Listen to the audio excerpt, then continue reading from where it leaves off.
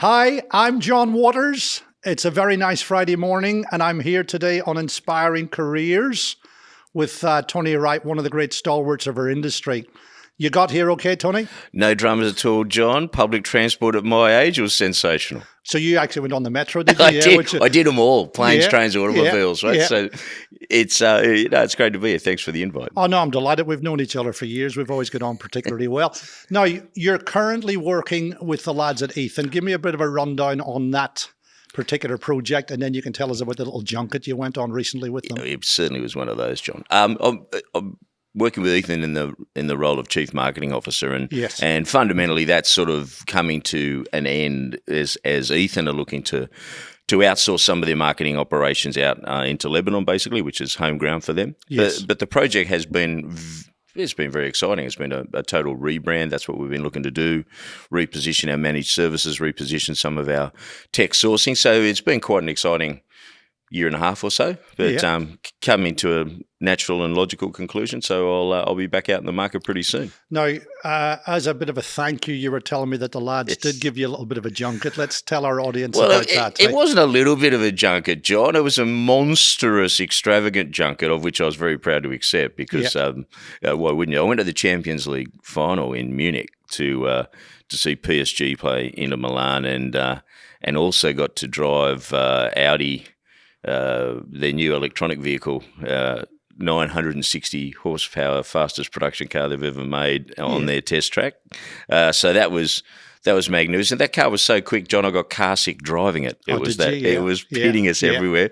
But that was superb, and the Champions League final was crazy. It's nothing like anything we have in this country. It's light years ahead of anything in terms of fan engagement and just sheer atmosphere and passion and two sets of totally different crowds. You know, Inter Milan were very polite and calm and collected, and the PSG fans were absolutely crazy. There was signs saying no flares, no flags. Well, clearly the PSG fans can't read English because they didn't take any notice of it. At one stage, I thought the stadium was going to catch alight, but it was a magnificent experience, and it was wonderful. There's about 20 of us there, and not just the event, but you got to extend your network, which is always critical, and those sorts of things. Well, in fact, your family are very heavily involved in cricket in Australia because I know you've got one brother and your nephew, very high profile. So we can talk about that in terms of your mentoring, etc. But what I'm particularly interested in there is that,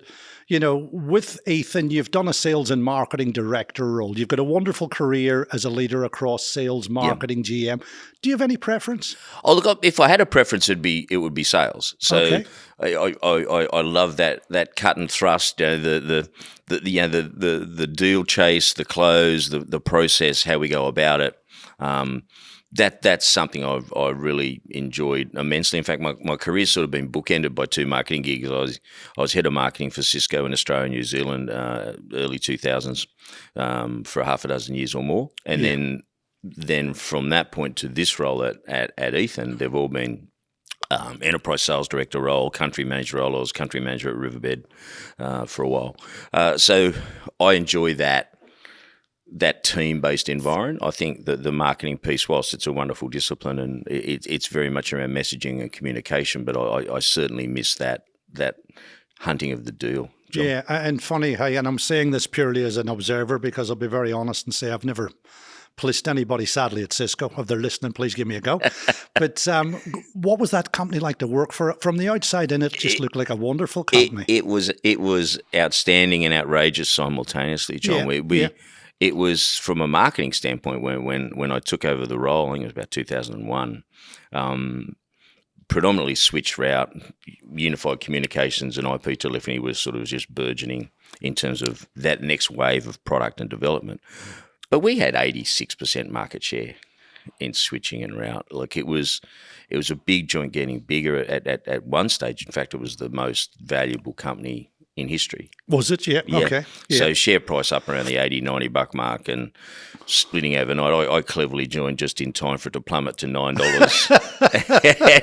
and watched all my $78 options disappear, slowly through the Royal Dalton into the S-bend of uncertainty. Yeah. So, but it was just a wonderful place, wonderful people, very vibrant. and a real do it now type approach. So some people may call that cowboy now. Certainly you can't do now what you could have got away with then, but it was a great place to be. Busy, people wanted to talk to you, everyone wanted to know about it. Now, a lot of people out of Cisco have gone on to bigger and better things. I mean, did they do a lot of training and development for their people, hey?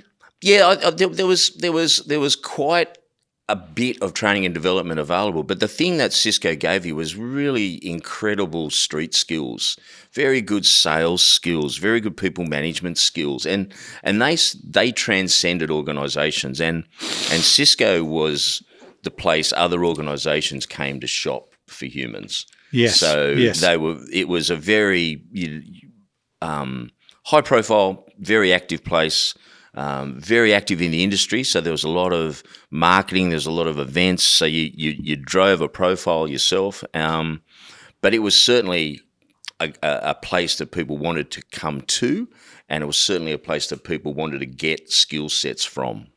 Is it also one of those companies, and I can nearly use the term alumni, I mean, there's a lot of lads and ladies in the Asia-Pacific market who have worked at Cisco who all tend to keep in contact with each other? Is it a bit of a camaraderie there? Yeah, well, 100%. In fact, I had dinner with half a dozen guys last night who I hadn't seen for a number of years. And so that sort of stuff continues. And a lot of Cisco people have enjoyed a lot of high-profile, very senior jobs with other organisations, but created a lot of really long-term friendships at Cisco early doors, and we've just hung on to those. So the Cisco alumni is large and everywhere. Yeah, yeah.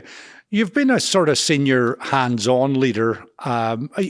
What's the biggest team? We've never had this chat, funny enough. What size of teams have you managed? I've had 90. With 18 direct reports. Yeah. I wouldn't recommend that to anyone. I'm only 35, John. I just look 60 because of the stress levels associated with teams of that size. Yeah. But predominantly I've been working in enterprise sales roles with maybe 10 to 15 with 2 or 3 direct reports, like a national role with various state managers, that sort of arrangement. Yeah. But 90 was the biggest. And that was too big. Well, I mean, my curiosity there is that if you've got 90 people in your team, how do you create a personal connection with them? That's the point. And I think one of the key elements of leadership that I think is mission critical and non-negotiable is to have an individual relationship with everyone who's in your team. Yeah. The thing I learned very early on was that it's highly unlikely that you're going to have 2 people in your team who are identical, exactly the same in requirement, exactly the same in process, exactly the same in how they go about their business. So it's incredibly important, in my view, to have an individual connection with everyone who's a direct report of yours. So much so, you don't have to have dinner at their house every Sunday. That's not what I'm saying. But I think there's real benefit in having conversations regularly, and this is what I've done for a number of years, with people who are in your team or in that periphery, and you talk about everything other than work. See, that's interesting, right? Because, I'm curious for you as a senior gentleman, right? Did you do management training a lot, or is a lot of this self-taught where you worked a lot of it? I'm just curious as to how you worked out how to deal with everybody differently. A lot of it was self-taught, and to be honest with you, most of the training I did was around coaching. Yes. So I was heavily involved in hockey. Yes. Did a lot of coaching at a very senior level in hockey, and I used what I learnt there in that team environment and brought it to organisations that were operating in team environments. So I guess from my standpoint, I've been very much around coaching, mentoring, development. Make sure you get the most from your team, and in order to do that, you've got to give your team the best possible chance of success, and that's through creating individual relationships, so I can work differently with Mary as I work with David, because they're looking for different things and they approach things differently. And I think that sort of flexibility, adaptability is mission critical, and more so now than ever before. Yeah, yeah. You're a gentleman that I've always enjoyed talking to, because you've got a good intellect and you're very well educated. So my question for you, what do you do for your own learning so that you can then impart that knowledge? Are you a reader? I'm just curious. Yeah, look, it's quite. I am a reader, but I am a non-fiction biased biography reader, pretty much flat out. So I like to read about people's stories. I like to read and understand what makes people tick, what makes people operate. Everyone's different in different ways, and I really enjoy that component. So I'm not a fiction. I'm reading stuff that is real and stuff that is someone telling their story or someone else telling their story. But I'm very, very focused on that. And therefore, you and I are both probably social media dinosaurs, and now we're in danger of being social media monsters. But do you do 2 hours a week? I'm trying to work out a schedule for me in terms of my learning. What do you do? Are you regular? Yeah, and I think I have to. Yeah. And certainly as I've got older, I've become more cognizant of the essential nature of time management.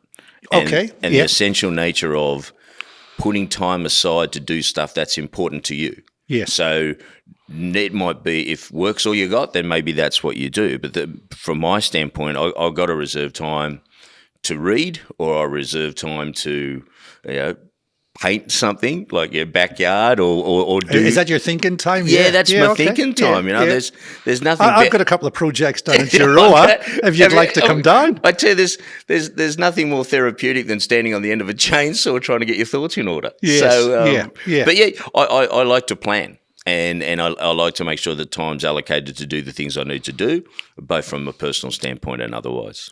So let me ask you this then, and this leads nice into, because you and I are very passionate about helping young people, but let's give ourselves a plug, right? Why should people therefore employ senior people? I'm going to be very diplomatic on behalf of gentlemen and ladies. So what do you think senior people have to offer before we talk about mentoring young people? I think fundamentally the experience gained is something that's worth sharing. It's something you can't buy, and it's something that comes through hard work, effort, experience, and it comes through highs and lows. You learn just as much from the disappointments as you do from the high fives and the moonwalking, right? So, and that's showing my age by saying high fives and moonwalking. Yeah, I've got visions of a Michael Jackson video. So the people who have a contribution to make can only better your organisation. By the time you're a senior punter, you've done most of the things you want to do, so you can put your ego in a box and focus on the non-pursuit of the business card and more with the transfer of knowledge. And that's, from my standpoint, what I enjoy most. Yes. It's that want and desire to share information with the next round, or the next rising stars, or the next in your organisation, the next wave of management. And the skills learnt through skin in your knees and through having success and dealing with and failure, those two imposters equally, is conducive to having a well-balanced organisation where people can be mentored, people can share stories, people can take an interest, and I think that's a contribution senior people can make, because basically they've been doing it for a heap of years longer than your employee base as it is, and anything that you can glean from someone who's already done it before has got to be better for both you and your organisation. So I'm interested in this then. So you and I have been in sales a long time. We can dress it up with fancy titles, etc. Yes.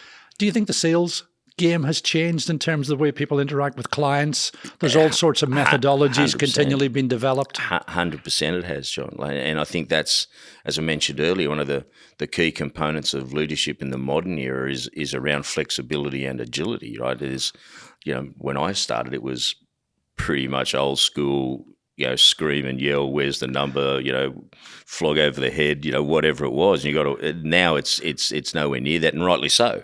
And it's now a much more scientific approach to how people go about things. There is a heap more information available, propensity to purchase, buyer, purchasing patterns, et cetera, et cetera. So there are other mechanisms and other streams of information that you need to tap into, which weren't available before. Yes. And they're critical in decision-making process. And that stream of information is not going to dissipate. You are going to have more information, more of it.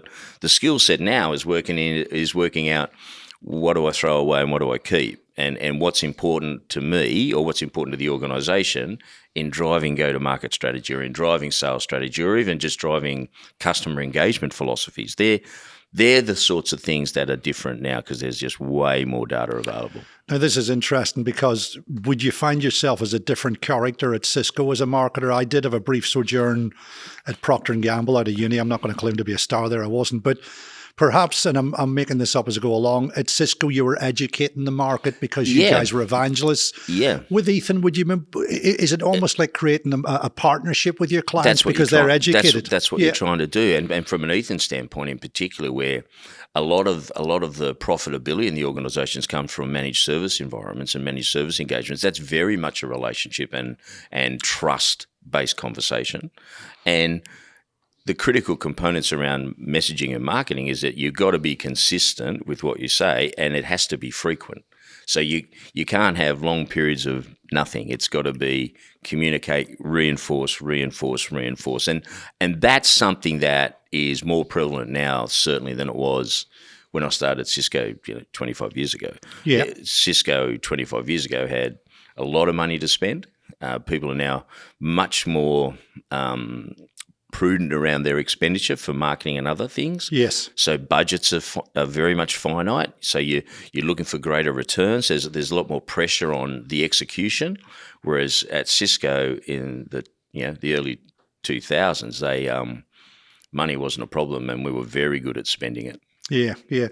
For you then, as a senior lad, do you find that you have to keep up with technology even better than the younger generation because they presume that they know more about it than us? They probably do. I guess my philosophy is make sure you know enough not to embarrass yourself. That's the first bit.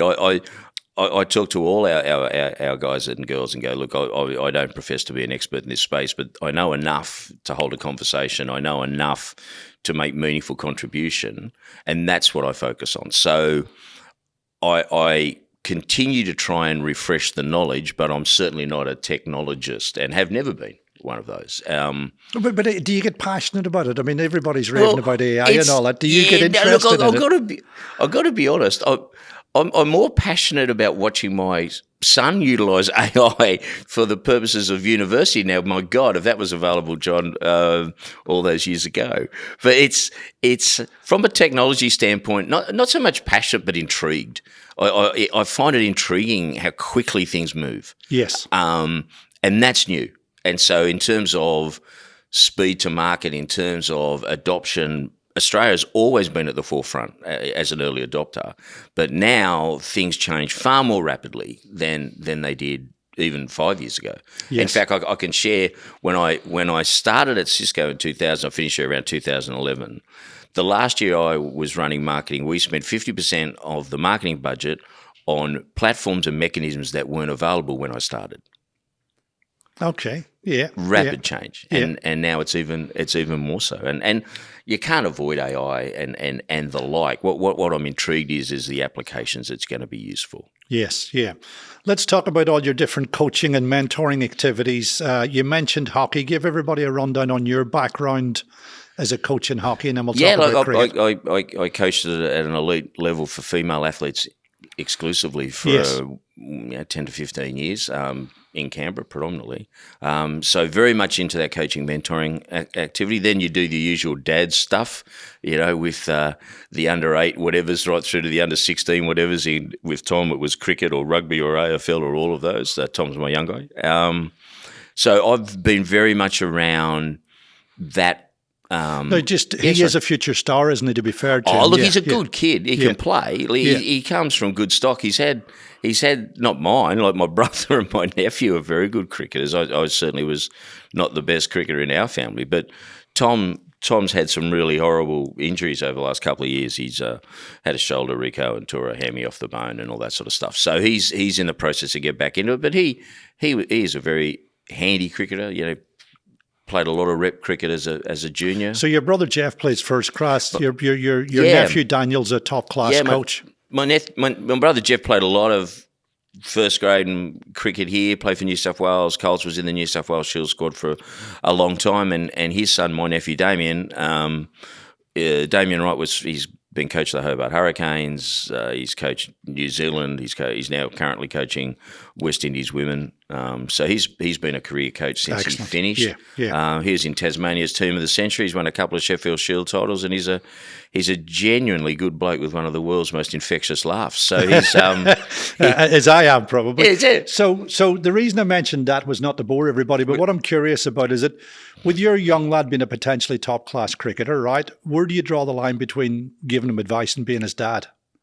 I got hold of that very early because I ran it past people smarter than me in this event. And so one of the key bits I think I'm proud of being a dad is to work out when to back off. Okay. Yeah. And realise that you've reached the summit of your contribution, and now hand this thing over to people who know more. So Tom's been fortunate, obviously, with Damien being an outstanding and world recognised coach. So I backed off when he was about 14 or 15. As soon as I couldn't get him out, John, I stopped talking about it. Are you talking about backyard cricket, which is a famous Australian thing? Yeah. I tell you, if there's long service leave for bowling in a backyard, I've bowled about 4.5 million overs over the course of the past 15, 20 years. And what do you do for you now for your own fitness? Do you still keep yourself in reasonable nick? Quite clearly, John. I'm looking for you to do something. I should be doing more than I am. Yeah.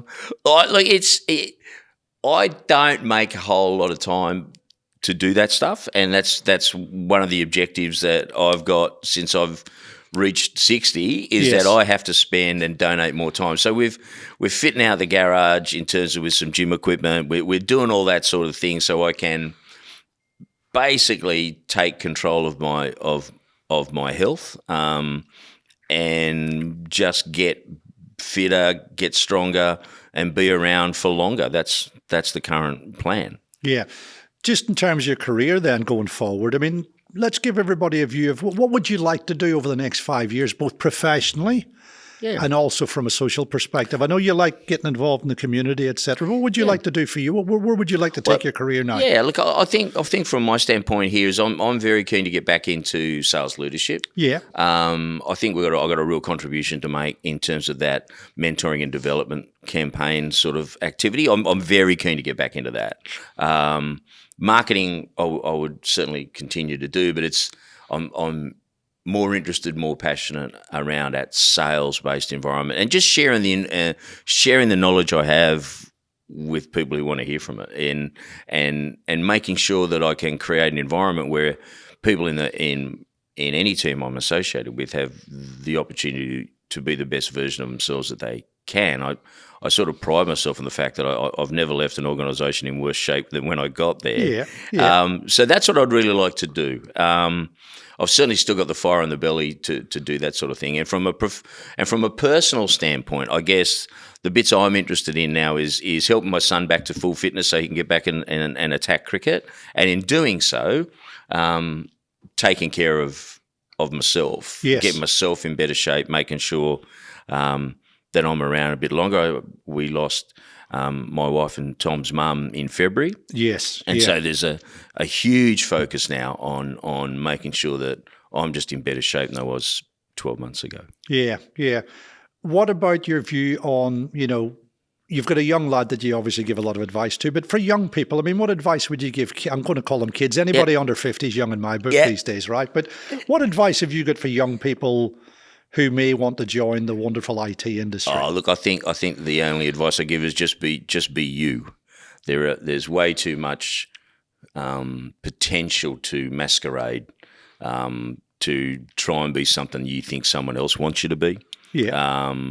And that's, in my view, fraught with danger, and it's not fulfilling because you're going to have self-doubt when you're not being you. So the first piece of advice I have is whatever you do, just be true to yourself.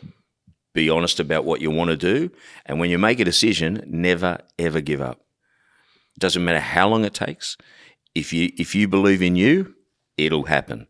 The big piece of advice is if you don't believe in you, I don't see how I can expect anyone else to. So back yourself, stay true, and just never give up. The opportunities will come. Mightn't be tomorrow, but they'll get there. That's interesting because you would have interviewed a lot of people in your time. What do you look for an employee?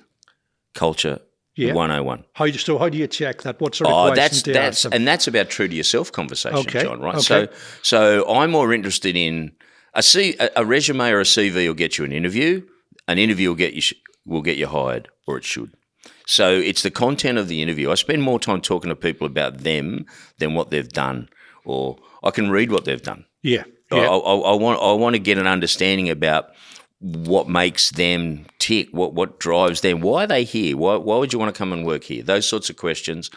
I like to talk to people about how they operate in team environments, because you're going to have different characters with different strengths, different weaknesses. So I'm more interested in the cultural fit than anything else, and I always have been, because a poor culture in an organisation will destroy it. It doesn't take many people to destroy a culture. So I'm very much around hiring people and not hiring resumes. Yeah. I just find, and this is me getting a bit pompous, I think now with all the various coaching things online, etc., and I am starting a YouTube channel, but I will try and take it in a different direction. You and I always talk about originality in people. Yes.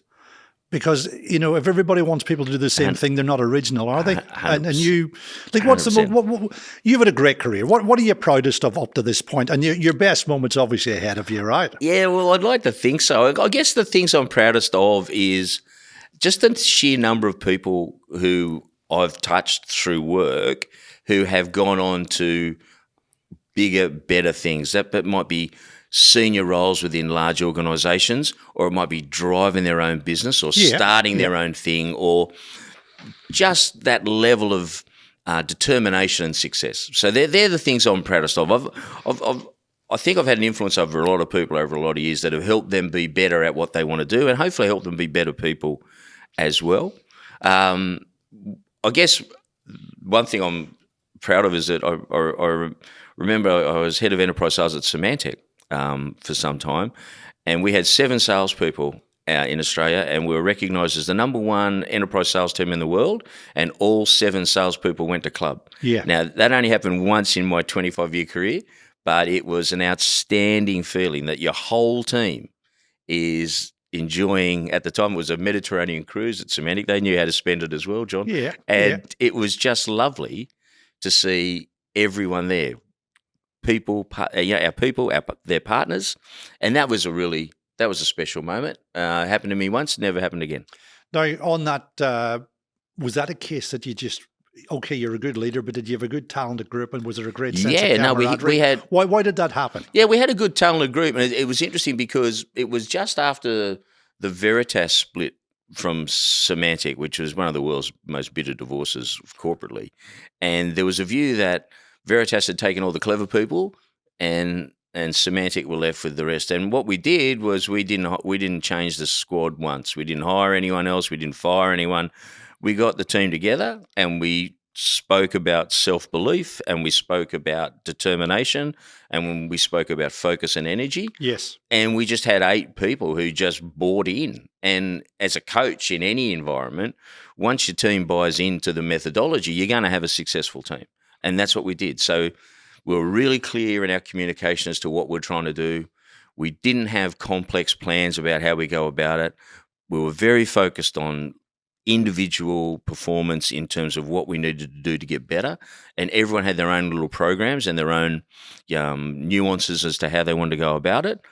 But fundamentally, it was just a group of people who just were 100% all in on what we're trying to do.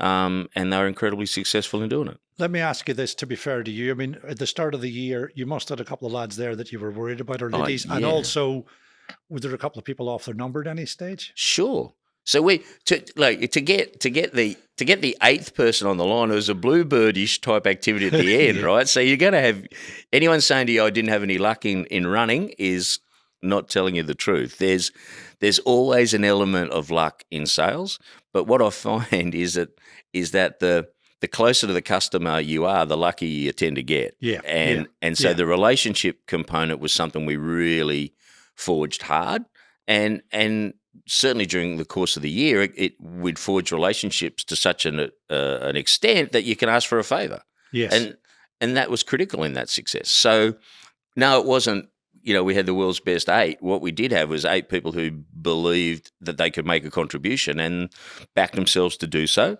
and worked hard on the relationship. And when you do that, it's amazing what falls out. Yeah, yeah. You've obviously helped a lot of people. I've placed a lot of people who've worked with you and for you, etc.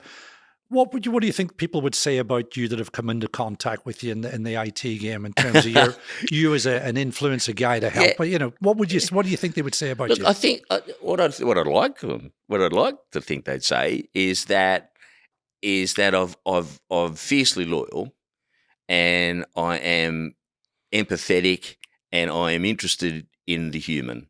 I'd like to think that they would say he's always been interested in his team. Each individual, he's always had their back, clear communicator, very focused on what he wants to do, and he's able to share that information with his team. I've worked hard at trying to establish relationships wherever I've gone, John. So that capacity to have a C-level conversation needs to be more than just having a quick crack at a WhatsApp number and see how you go. So I've focused hard on getting close to customer. I've always been get me out in the field, sort of human. I'm not good behind a desk, so that's the things that I'd like to think people would say about me, is that I've always been available, I've always made a contribution, and I've always been there for people when they needed me one way or another, be that professionally or personally. Now, one question I will ask you: have you had any great influences on your career? Yeah, look, I have, and I know this is going to sound naff, but my mum. Was she a good cook? She was clearly. I've kept the recipes. But I know it sounds bizarre, but my mum. So just my family grew up in a very different background, John. We had illegal casinos and SP bookmaking operations, and that's probably why you and I get on so well. And we had them for 60 years out in rural and regional New South Wales, and my mum held that family together through quite tumultuous times because, people get raided and sometimes they have to go and have a little holiday at the expense of the government. And my mum just kept everyone intact, everyone in tow, and instilled great disciplines and great loyalties in us. And for that, I'm forever thankful. From a mentor perspective, I hate to shout it out, there's a guy called Greg Holland who I met at university and who helped me through my very first lot of sales and marketing activity with Australian Associated Press in the media. Yes. And he was really good to me. We remain very close now. And the thing about Greg was that he took me under his wing when I was a young buck, very, very fiercely independent for no apparent reason, capabilities and skill sets not even remotely aligned. And he stuck with me, and I learnt from that. And I've used those philosophies when working with people as I've got older and as I've taken up senior roles. So they're the two people. Now, just on that, because we do shows for young people, but we also want to do shows for people our age. This is important. Do you still talk to people? Do you still have people who influence you here? I'm not going to use the term. We're too old to have mentors. Yeah, no, 100%. We want to show older people that you can still talk to people and still be guided. 100%. I like to find out more about whatever it is I'm looking to find more about. When it comes to the point where I think I can't learn anymore, then it's about time that you go meet your maker, because it's constant learning. And in the current environment, it's imperative that you've got people to talk to about stuff, because you're going to run into things that you've not seen before. You're going to run into things you're unfamiliar with, and you need to be smart enough to take advice and seek advice. And I'll keep doing that till I'm gone, because I'm never going to know everything, and I'm never going to know everything I need to know. So in order to get better, I'm going to need to ask questions, and I still do that, and I always will. Do you go to network events or anything like that? Well, I go to a lot of network events, John. But probably lunches, aren't well, they? I think I know the halcyon days of the crushed grape and the dead animal at the Rag and Famish is probably not as frequent as they used to be, but they certainly take place. But I don't network for the sake of it anymore. I'm pretty particular around what we're trying to achieve, who we're trying to achieve it with, who do I need to talk to, and because I've been around a long time, I know a lot of people, and I like to talk to them about things that they're encountering, because it's new every day. It's different every day. The challenges are different, and so it should be. And I enjoy that. Yeah. Absolute pleasure. You happy with that? You were a bit nervous earlier, but you happy? You went all right, by the way. I'm very calm now, mate. Thanks very much. Yeah. I'm going to neck that water though, because I can't get the tongue off the roof of my mouth. It's been a pleasure, and we've known each other for years, so I'm really pleased that you came on. I'm really happy, and thanks for the invite. Yeah, everybody, the great Tony Wright, one of the great and most distinguished figures in our industry, both in Asia Pacific and Australia. Thanks for watching Inspiring Careers. I'm John Waters, and we will see you over the next couple of weeks. Okay, bye.